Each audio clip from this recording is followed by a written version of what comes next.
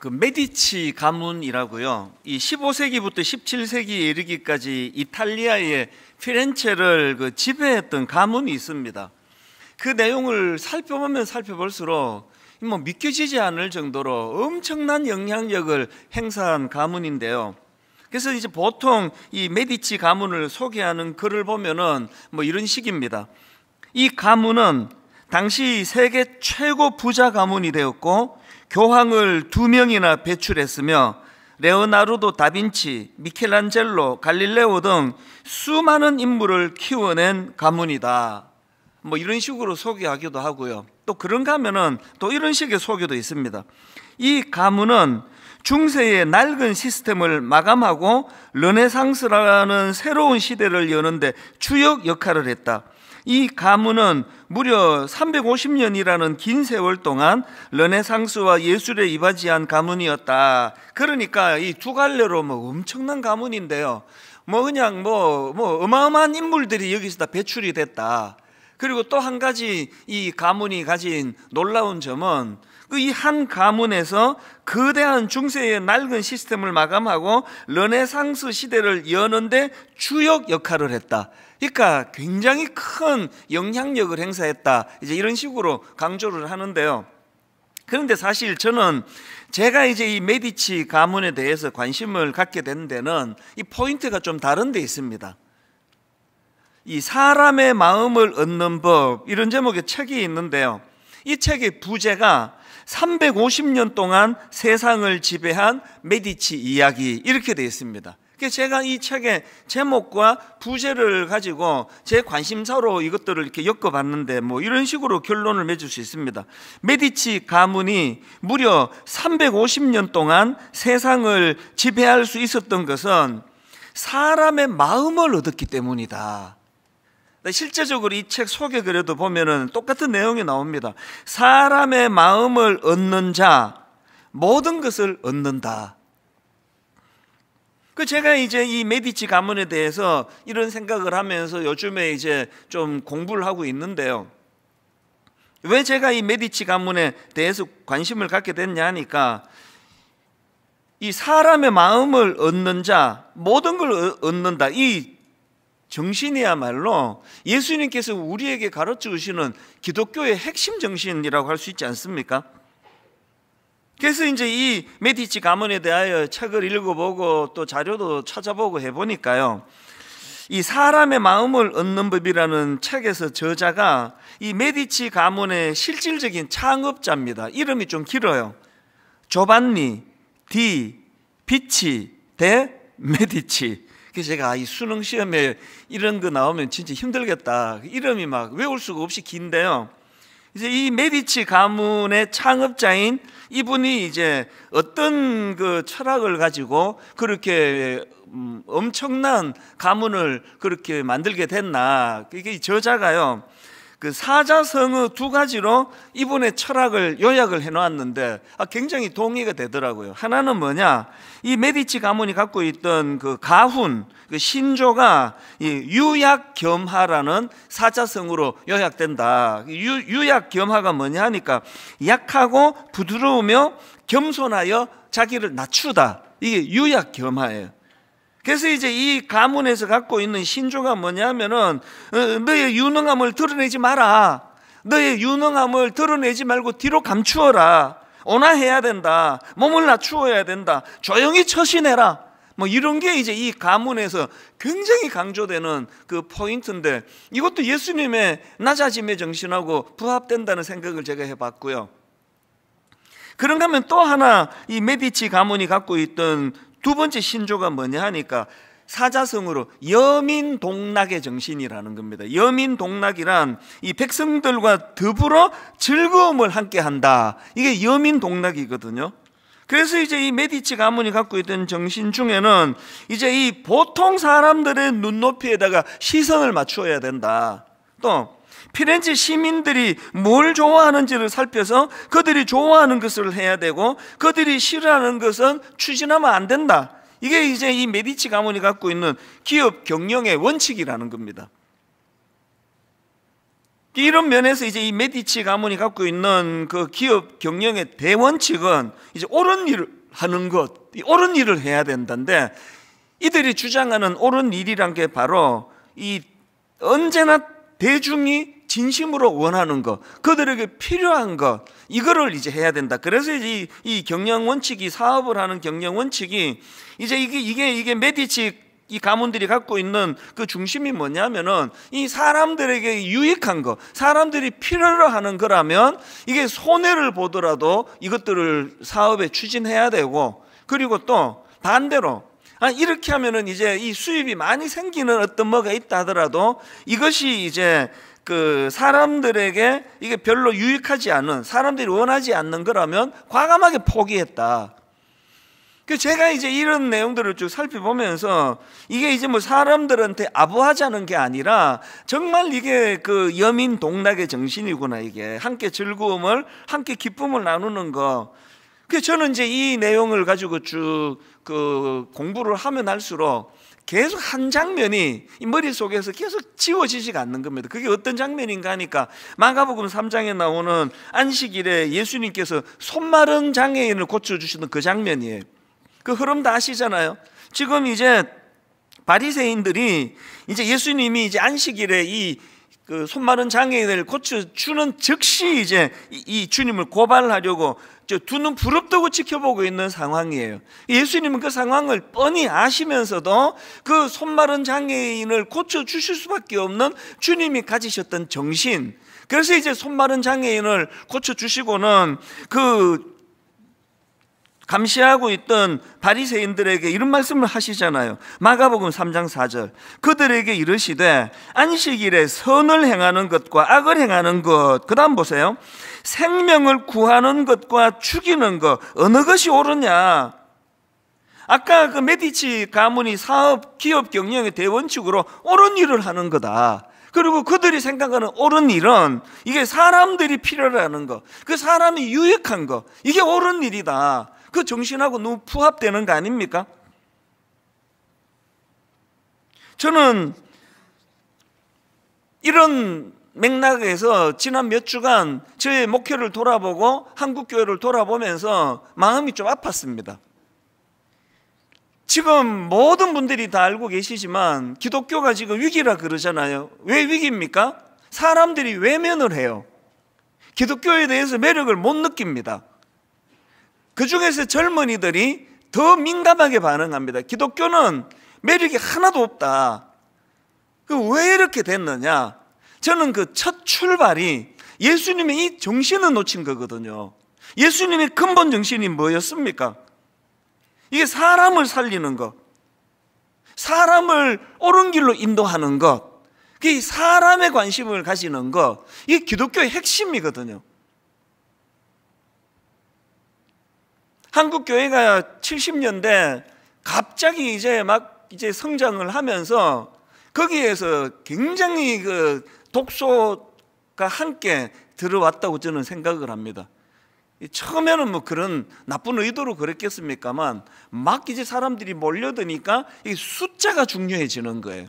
그래서 이제 뭐 요즘은 그런지 모르겠습니다만 옛날에 뭐 오랜만에 그 목사님들 만나면 관심사가 지금 몇 명 출석하느냐, 나쁜 의도로 묻는 건 아니지만 이 관심사가 이제 여기 좀 많아진 거 아닙니까? 제가 목회를 해보니까요, 이 숫자에 관심을 가지는 그 순간 사람에 대한 관심이 죽어요. 분당 우리 교회 2만 명 모입니다. 그 안에 2만 명 안에 사람이 보입니까? 그냥 숫자에 불과한 거 아닙니까?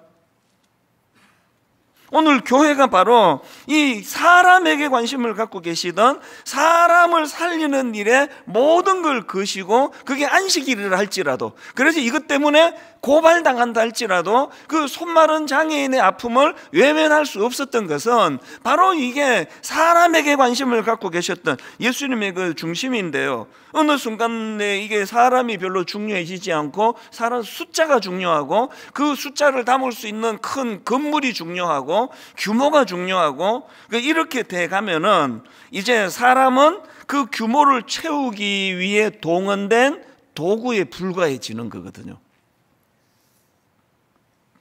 제가 1만 성도 파송 운동 이후로 하나님이 제게 병을 주셨어요.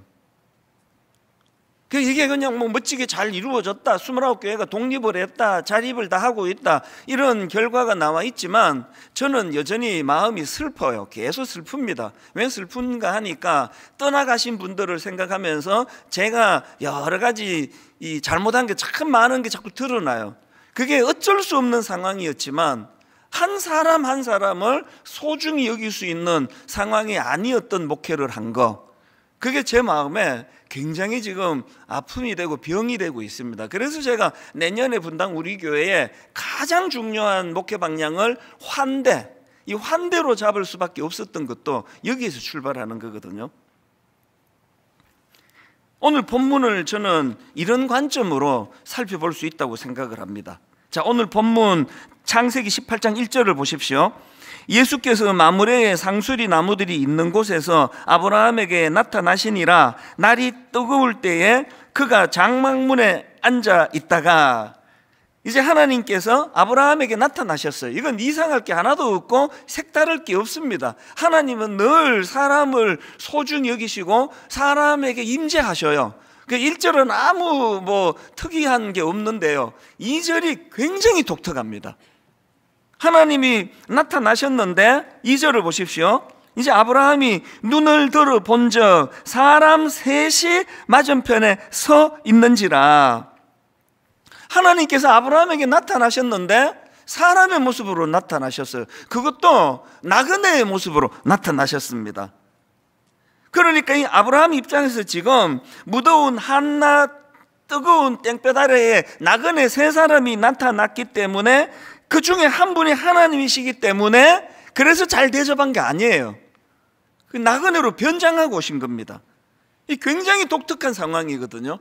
그럼 이런 질문을 할 수 있잖아요. 하나님은 왜 이런 굉장히 독특한, 왜 사람의 모습으로, 그것도 한 땡볕에, 여기 이 1절에 나오는 날이 뜨거울 때, 이거를 그 원어로 직역하면은 한낮 가장 더운 시간이에요. 한낮 가장 더운 시간에, 그러면 상상할 수 있죠? 그냥 땀이 비오듯 흐르고 옷이 땀에 젖어 있고 지쳐 있는 그런 모습으로 하셨을 것 같은 이런 모습으로 왜 나타나셨나? 저는 이런 질문에 대하여 우리가 좀 살펴보려면요, 1절을 유의해서 보셔야 되는데, 1절을 다시 보십시오. 여호와께서 마므레의 상수리 나무들이 있는 곳에서 아브라함에게 나타나시니라. 날이 뜨거울 때에 그가 장막문에 앉아 있다가, 이 우리말 번역으로는 좀 강조점이 없이 애매하게 번역이 되어 있는데요, 이 원어로 보면은 강조점이 확 두드러져요. 그래서 이 1절 말씀을 원어로 보면 시작이 이렇게 시작합니다. 하나님께서 아브라함에게 나타나셨다, 이렇게 시작을 하세요. 근데 여기서 중요한 게 뭐냐면은, 우리말 성경에는 생략된 의미가 있는데요, 그 의미를 살려서 읽으면 여기에 접속사 그러나를 넣어야 돼요. 그래서 이거를 더 원어에 가깝게 이거를 직역하자면 이렇게 할 수 있습니다. 그리고 하나님께서 아브라함에게 나타나셨다. 이 그리고라는 접속사가 있다는 말은 이게 이제 A 문장과 B 문장이 연결이 돼야 되는 거잖아요. 그러면 당연히 18장 1절 바로 앞에 무슨 내용이 있었지? 이 관심을 가질 수밖에 없거든요. 그게 바로 17장 그 앞에 나오는 17장 맨 마지막 구절입니다. 26절, 27절을 보십시오. 그날에 아브라함과 그 아들 이스마엘이 할례를 받았고 그 집의 모든 남자 곧 집에서 태어난 자와 돈으로 이방 사람에게서 사온 자가 다 그와 함께 할례를 받았더라. 그리고 하나님께서 아브라함에게 나타나셨다. 어떤 모습으로? 나그네의 모습으로. 이 흐름이 이렇게 되는 거예요. 자, 그러면 하나님이 왜 나그네의 모습으로 그렇게 제 표현으로 변장하고 나타나셨나? 그렇게 질문을 던져본다면, 할례 받은 이후에 아브라함의 태도를 점검해 보러 오신 거라는 거예요. 테스트 해 보시러. 이게 참 우리들에게도 의미가 있는 게요, 그 성경에 보면은 이제 신약으로 오면은 이 구약의 할례를 어떻게 의미를 부여합니까? 마음의 할례라는 표현을 몇 번이나 쓰는 걸 우리가 볼 수 있거든요. 자, 로마서 2장 28절 29절을 보십시오. 무릇 표면적 유대인이 유대인이 아니요 표면적 육신의 할례가 아니니라. 오직 이면적 유대인이 유대인이며 할례는 마음의 할진이에요. 그런가 하면 이 구약의 할례의 의미를 여러 군데서 설명한 걸 제가 여러 개를 다 정리를 했다 하나만 읽어드려 보려고 하거든요. 신명기 30장 6절을 세 번역으로 읽어드리겠습니다. 주 당신들의 하나님이 당신들의 마음과 당신들 자손의 마음에 할례를 베푸셔서 순종하는 마음을 주실 것입니다. 그리하여 당신들이 마음을 다하고 정성을 다하여 주 당신의 하나님을 사랑하며 살 수 있게 하실 것입니다. 우리가 예수 그리스도의 십자가로 말미암아 그분의 자녀가 되고 죄 용서함을 받고 우리 마음의 할례를 받았습니다. 이 마음의 할례를 받은 자들은 하나님에 대하여 마음을 다하고 정성을 다하고 그 하나님을 사랑하며 살아가야 될 의무가 주어진 거예요. 그래서 이제 우리가 진짜 교회만 왔다 갔다 하는 사람인가, 진짜 마음의 할례를 받은 하나님의 자녀인가를 점검하는 잣대가 여러 가지 있는데, 그 하나님께서 아브라함에게는 나그네로 변장하셔서 뭘 체크하는 겁니까? 지금 가장 그 중동 지역의 가장 뜨거운 한낮에 땀을 뻘뻘 흘리며 찾아온 이 나그네를 어떻게 대하는가에 대한 태도가 하나님이 아브라함에게 가장 먼저 점검하신 거예요. 그리고 이제 그 다음으로 넘어가면은 중보기도예요. 그 타락하여 망할 수밖에 없었던 그 소돔을 향하여 하나님께서 중보기도를 요구하시거든요. 이런 흐름이에요. 자, 그렇다면은 오늘 저와 여러분들이 신앙생활에 아브라함에게 점검하셨던 그 잣대로 여러분이 점검한다면, 난 그동안 모태신앙이고 교회만 왔다 갔다 했지 나 하나님 안 믿었어, 나는 예수님 안 믿어서 십자가 어떻게 믿냐 그랬는데, 어느 날 예배가 온데 하나님이 나를 찾아주셨고 나는 이제 하나님을 믿게 됐어. 그랬을 때 여러분이 진짜 변화된 크리스찬인지를 점검하는 강력한 잣대가 나그네를 어떻게 대하느냐를 보시는 거예요. 이게 오늘 본문에서 제가 강조하는 중요한 핵심입니다. 그래서 여러분, 성경에서 이런 정신을 여러 군데서 언급하는 것을 저는 이번에 알게 됐는데요. 에베소서 5장 22절입니다. 아내들이여 자기 남편에게 복종하기를 주께 하듯 하라. 이게 무슨 말씀입니까? 이게 이제 남편들이여로도 나오는 똑같은 요구가 나오잖아요. 이게 뭘 의미합니까? 예수 믿는 가정에서 결혼을 했을 때 우리가 어떻게 하라고 요구하시는 겁니까? 내 아내를, 내 남편을 환대하는 거예요. 온 정성을 다해서 섬기는 거예요.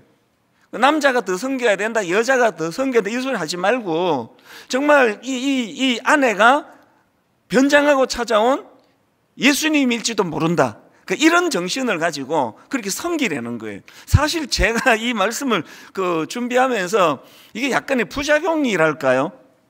무슨 생각이 자꾸 드는가 하면, 제가 이제 낮 동안에 주중에는 상담이나 교역자랑 이제 면담이나 이제 이런 것들을 주로 하지 않습니까?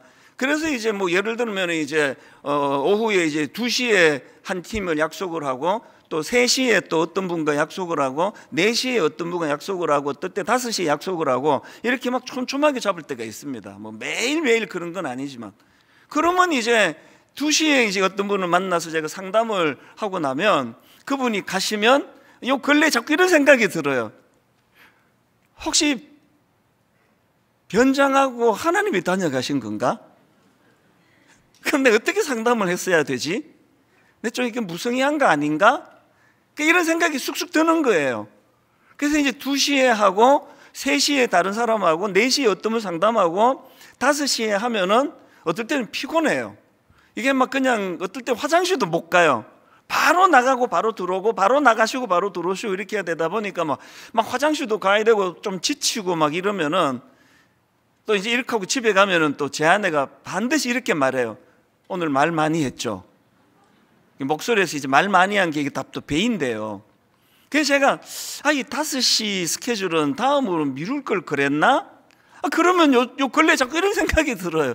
5시에 변장한 주님이 오실지도 모르는데, 이게 이제 제가 이 말씀을 계속 묵상하면서 우리가 하나님 앞에 이 사람들을 대하고 사람들을 상대할 때 이 정신으로 하자는 거예요. 그래서 아내를 대하고 남편을 대할 때 정말 죽게 하듯이 해라.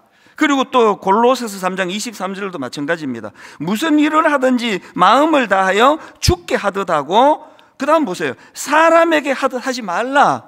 그래서 제가 내년에 분당 우리 교회의 강력한 교회 목표를 환대로 잡은 거예요. 환대.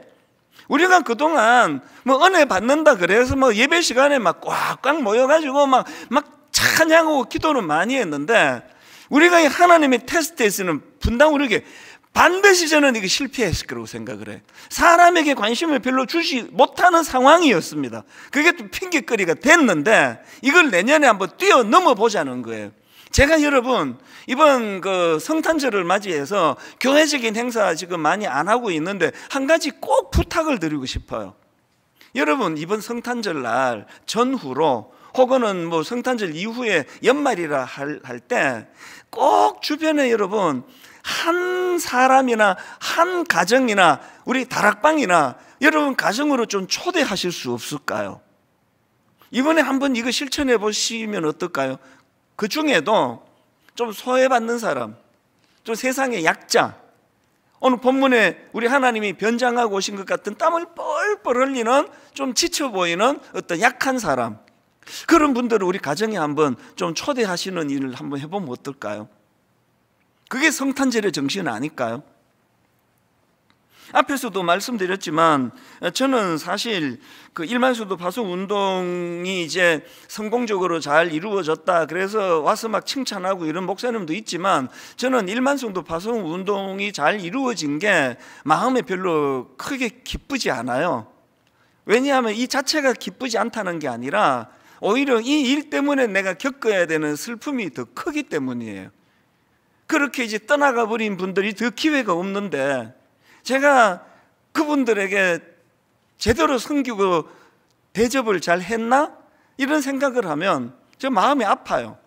그래서 내년에 이제 정말 한번 분당 우리 교회적으로, 그래서 내가 아침에 내가 9시 출근해가지고 1시간 단위로 내가 오후 6시까지 만나, 그래서 내가 한 8명을 매일매일 내가 365일 만나봐야 우리 성도 내가 몇 명이나 만나겠냐고. 그래서 안 하는 것보다는 하는 데까지는 하자는 거예요. 할 수 있는 데까지는 섬기고 할 수 있는 데까지는 만나고 할 수 있는 데까지는 그 메디치 가문이 갖고 있는, 그리고 예수님의 근본 정신인 그 사람을 소중히 여기는 것, 사람을 기쁘게 하는 것, 사람을 옳은 길로 인도하는 것, 여기에 우리의 온 마음을 다 집중해 보자는 겁니다. 이런 맥락으로 제가 아브라함을 쭉 분석해 보면서 좀 부러워요. 아브라함은요 이 하나님의 테스트에 분명히 합격했을 겁니다. 그냥 합격한 게 아니라 막 우수한 성적으로 합격했을 거예요. 성경을 제가 한번 증명해 드릴게요. 아브라함의 그 변장하고 찾아오신 하나님에 대한 아브라함의 태도를 한번 보세요. 반응. 본문 2절입니다. 눈을 들어본 적 사람 셋이 맞은편에 서 있는지라 그가 그들을 보자 곧 장막문에서 어떡합니까? 달려가요. 달려나가 영접하며 몸을 땅에 굽혀, 아까 앞에서 말씀드렸죠. 아브라함이 이 셋 중에 한 분 하나님이시다 그래서 한 거 아니에요. 왜 막 달려갔을까요?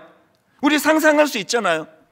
그 중동 지역의 가장 뜨거운 그 날씨에 땀을 뻘뻘 흘리며 찾아온 낯선 세 사람의 나그네를 온 정성을 다하여 섬기는 아브라함의 태도가 배어 있는 거거든요. 그 다음에 6절도 보십시오. 아브라함이 급히 장막으로 가서 사라에게 이르되 속히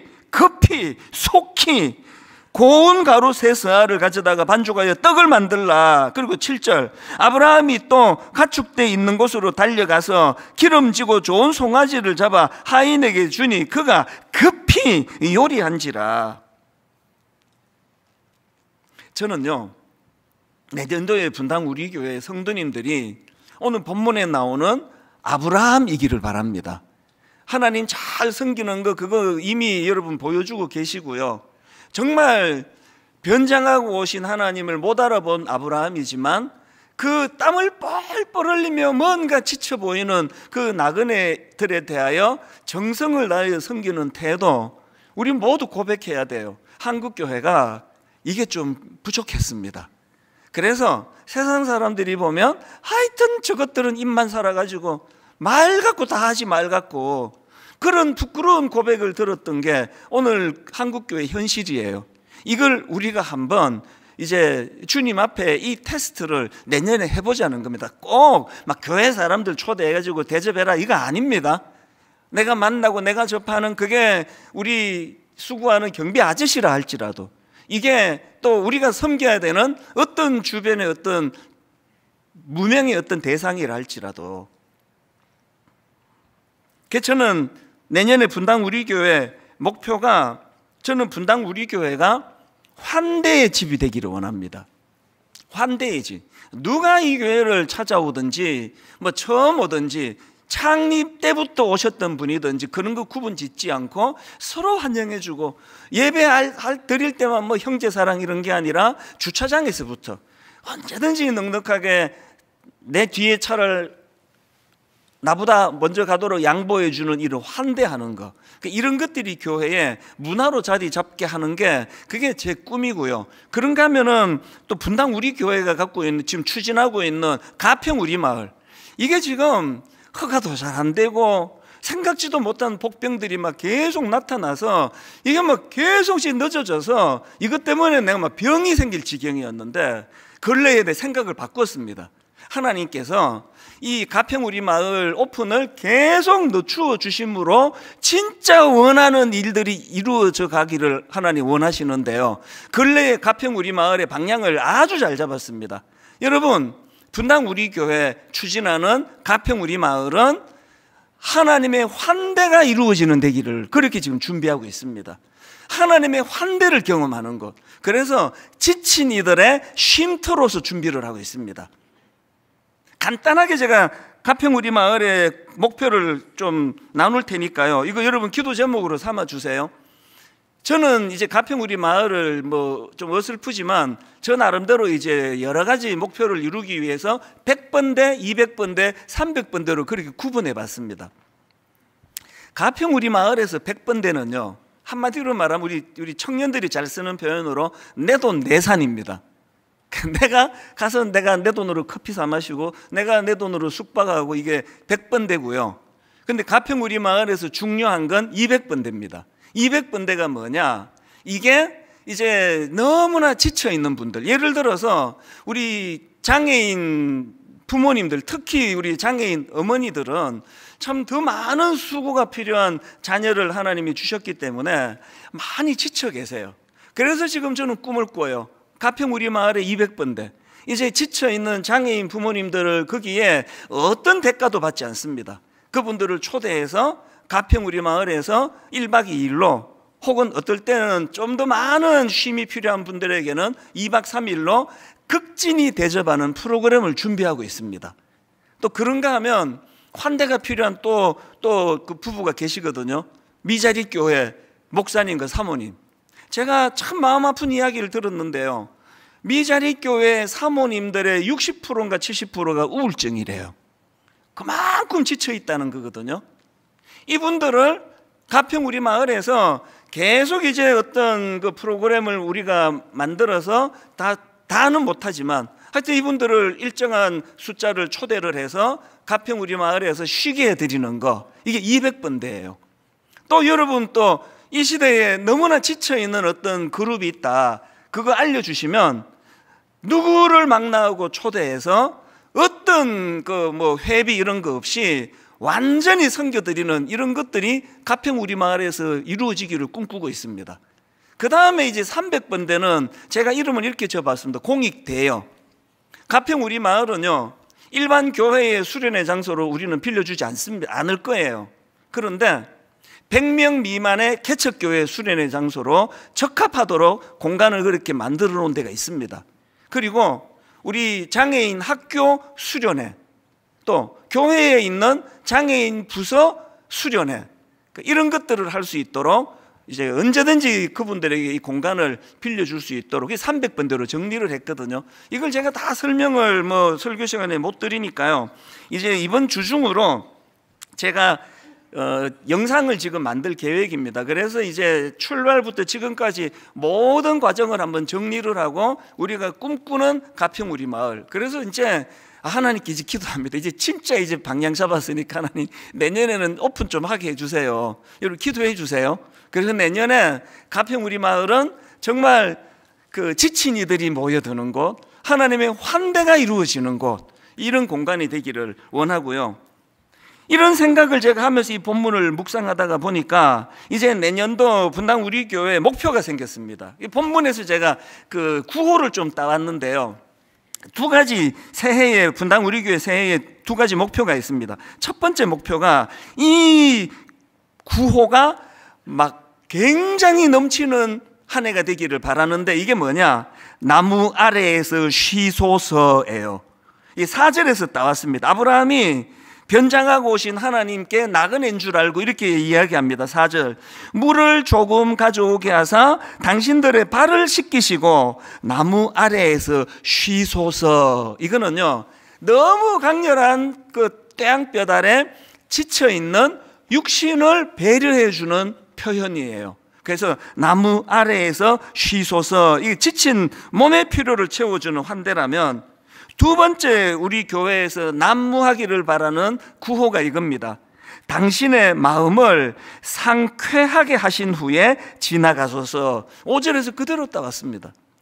내가 떡을 조금 가져오리니 당신들의 마음을 상쾌하게 하신 후에 지나가소서. 이 4절이요 나무 아래에서 쉬소서, 이게 지친 몸을 배려하기 위한 그런 환대라면, 5절은 우리 인간은요 영혼을 가진 동물이에요.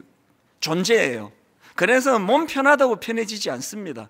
그래서 우리의 영이 또 우리의 정신이 이게 쉼을 얻어야 되거든요.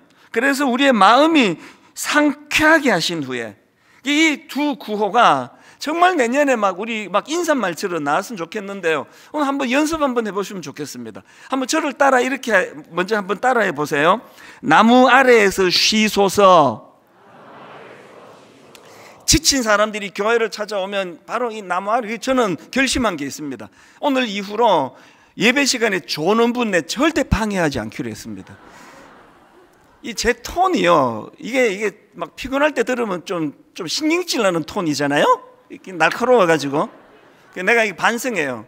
주무시는데 방해될까봐 소리를 많이 줄이겠습니다. 나무 아래에서 쉬소서. 괜찮아요. 분당 우리 교회는 영적으로 거대한 나무 그늘을 제공해 주는 교회가 되기를 바라요. 그럼 두 번째로 한번 따라해 보세요. 당신의 마음을 상쾌하게 하신 후에. 분당 우리 교회는 정말 마음이 지친 자들이 그 상쾌해지기를 원해요.